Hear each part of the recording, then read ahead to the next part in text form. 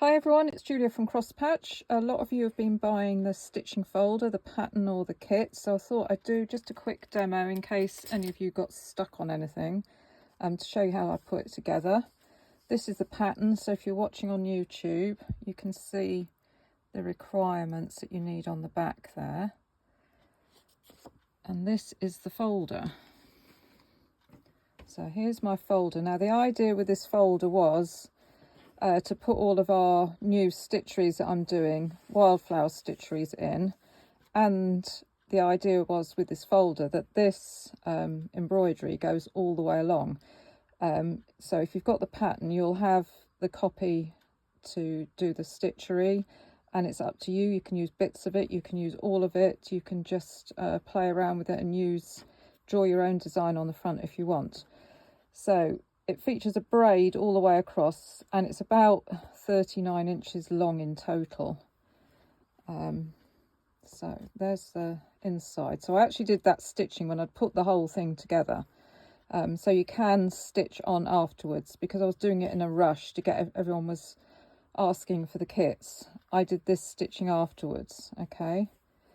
And here's the inside. So there's 3 pockets. So I've just top stitched down the middle, so there's 3 pockets. And again, I did this stitching afterwards when I'd finished putting it together, because I did it in such a rush.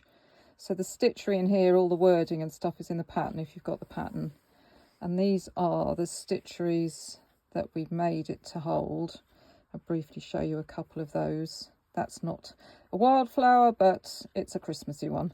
Cuckoo flower, because they grow in my field, and bluebells that obviously grow everywhere, but they also grow in my field.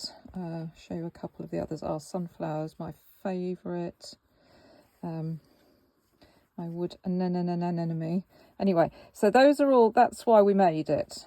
So I'm going to show you how to put it together, how to put the braid together.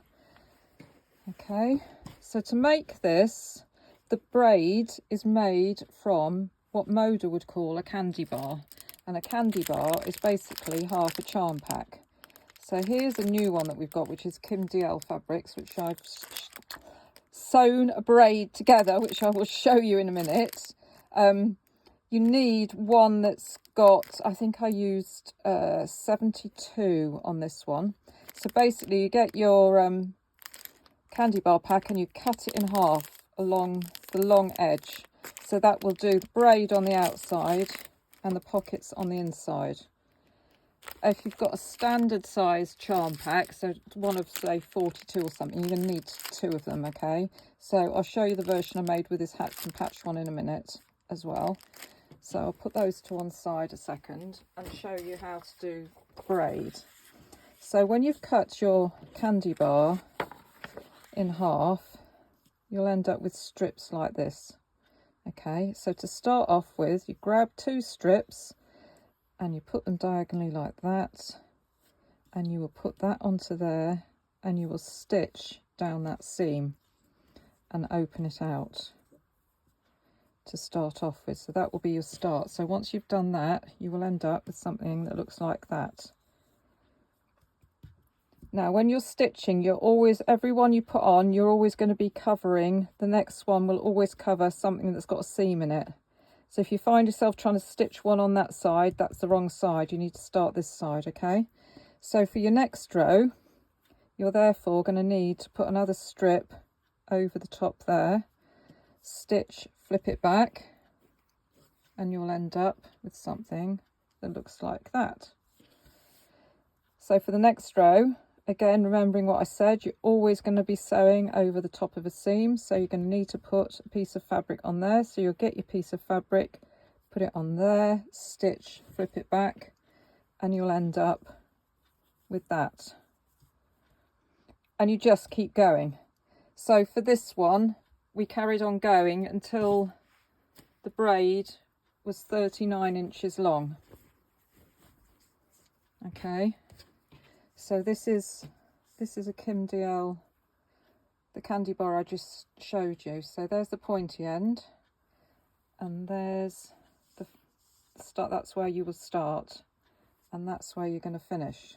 So once you've done that, you're going to trim off these zigzag bits. Okay, so trim those bits off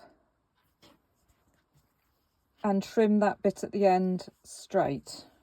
Okay, and then on your pointy end here, you're going to grab your linen or whatever you're doing for your borders, and you're going to get a piece there which will roughly be, once you've chopped off these zigzag bits, is roughly going to be about 5.5 inches, and you're going to stitch it across there and you're going to flip it back like so, and then you're going to get another piece which is going to be roughly 9.5 inches, and you're going to stitch that there and you're going to flip that back,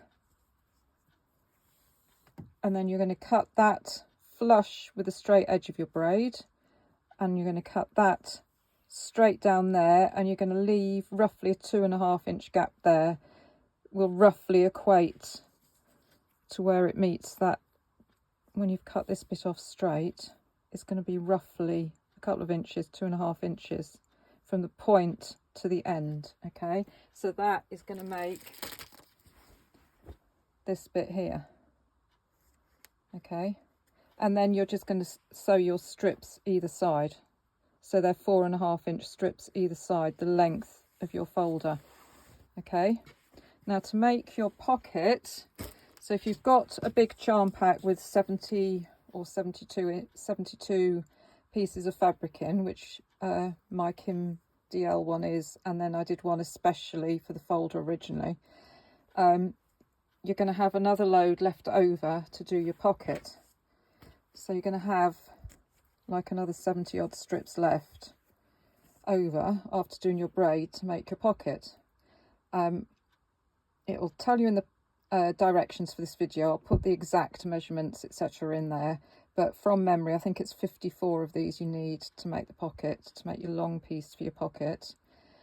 Or if you're doing the hatched and patched version, I couldn't be bothered to cut my I needed 2 candy bars for that because I think there's only about 40 in the pack. I just used the whole piece of the candy bar for the pockets to save me cutting and sewing loads of little strips if you can't be bothered. I haven't done any stitchery on this yet, this is just to show you. Okay, so once you've done the main piece for your folder, so you've sewn the ends on your braid, that's what the other end will look like. Let's open this up so you can see the other end. There's the other end. You've got to strip the other end to finish that off. You've got 4.5 strips either side, and you've done your stitchery on it. You're going to fuse that to some wadding, okay, and put it to one side. Now here's the hatched and patched one I've made, so you can see what it's like in construction. So I didn't have quite so many pieces to make the braid, so I've made the bit at the end slightly bigger on this version. Okay, so this is about 4.5 inches I've put on the end of this one to make it long enough. And I've traced the stitchery onto the front. I've just used a pencil to trace it. So I need to stitch this before I fuse it to wadding. As I say, the intention originally was for this to go, just to repeat this in each 3 sections. So fold it into 3 to work out where the middle of each section is going to be, and then if you just finger press it like that, and then you can see where to center your stitchery pattern in. Okay, so I've just traced that on with a pencil, and I'm going to go away and stitch that before I put it together. So once I've stitched it, I'll fuse that to some wadding. To make the pocket, as I say, you can either join lots of little your half strips of candy bar, or you can use whole strips like I have on this one, and you sew either side a 2.5 inch piece of linen either side. And again, you can do your stitchery on here. I'll probably just freehand something on here afterwards. And then you want to put some lining on it. So I've just got a piece of lining fabric which is 9.5 inches. I've made this one 38 inches long, the other one's a bit longer.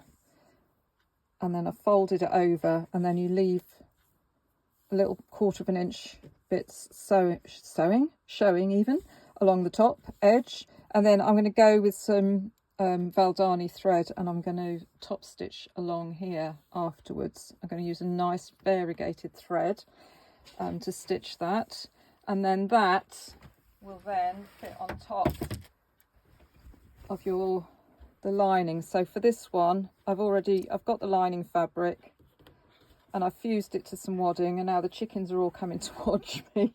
I've got 3 chickens at the window. They'll stop pecking it in a minute.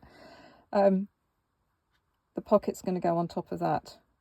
So before you put your bag together, if you just top stitch down the side, tack stitch, top stitch, whatever you want, lengthen the stitch on your machine to about 5 and just go all the way down the edge and along the bottom so that it doesn't get rucked up when you're putting the whole thing together.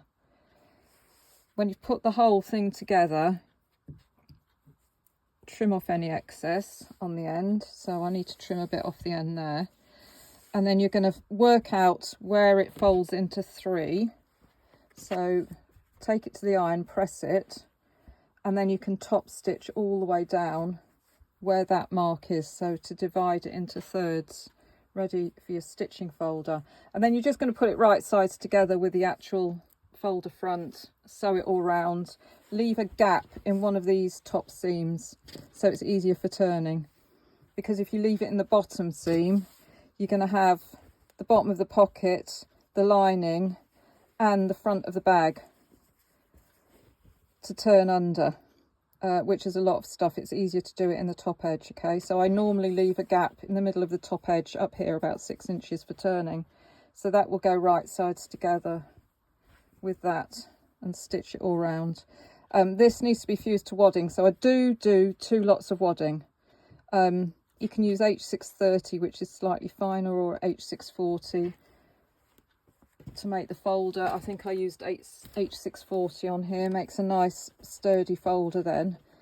And then to finish it off, I just put a self-cover button on the front, and I've got a piece of tape which is just over 1 metre long, so I can tie it round and tie it together like so and put my stitcheries in. The stitching on here is really simple stitching. I think there's the odd French knot and a bit of stem stitch. So I'm going to do a separate video now, well this week, not right now, this second now, of how I do the stitching, because a lot of you have asked, can I show you how I do my stitching? So I will do that as well. What I forgot to say was, before I put it together, I did quilt it a bit. So I did a bit of quilting along the edge, just along the edge there, and then along the edge of the braid before I put it together. You can see on the back there. And that's all the quilting I did. As I say, I might come back at a later date and I'll add some stitching and stuff to the back of it. But that's the sewing folder. The patterns are on the website. There isn't a download for this one, but I will put in the commentary area on YouTube when I upload it. I can leave the measurements there, so if you want to work out how to make it without the pattern, you can, and you can just add your own stitchery, so it's up to you. But as I say, if you want the pattern, it's on the website, and there's a few kits left, and I am going to do some kits for this hatched and patched one when I've finished it. One of my many to-do list is this one, so I need to get the stitchery done on this one and get it put together ready. Okay, so I'm going to go off and get ready, and I shall do a video on how I do the stitchery, how to do the different stitches on my stitchery panels, because some people have got a bit confused with how to do them, and I'll explain what threads I use, etc. in that. Okay, so thanks ever so much for watching, as usual, to my randomness, and if you're around, I will see you this Sunday for Three Amigos live at 9:30, so that's the 29th of June if you're watching this week. So I'll be back with all sorts of new stuff on Sunday, so I'll see you then. Okay, bye.